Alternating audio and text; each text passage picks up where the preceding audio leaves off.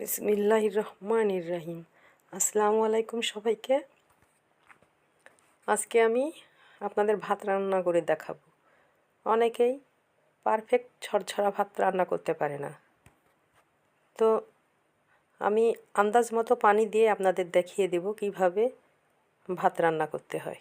তো চলুন দেখে নিই। আমি 1 পোয়া চাল নিয়েছি।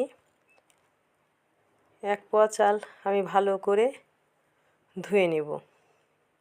ধুয়ে এবার পানি দিয়ে দিচ্ছি। পানিটা আমার হাতের আন্দাজ মতোই দেব।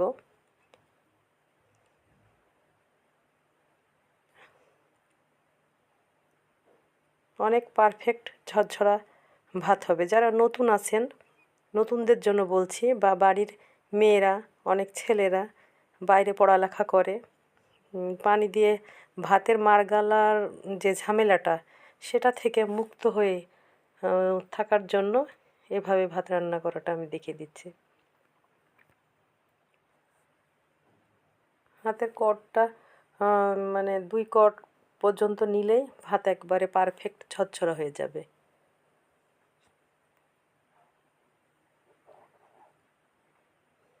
আমি একটা লাকড় দিয়ে ভাতটা নেড়ে দিচ্ছি। ভাত হয়ে গিয়েছে। এবার ভাত আমি একটা প্লেটে উঠিয়ে দেখাবো যে কতটা ঝরঝরা হয়েছে।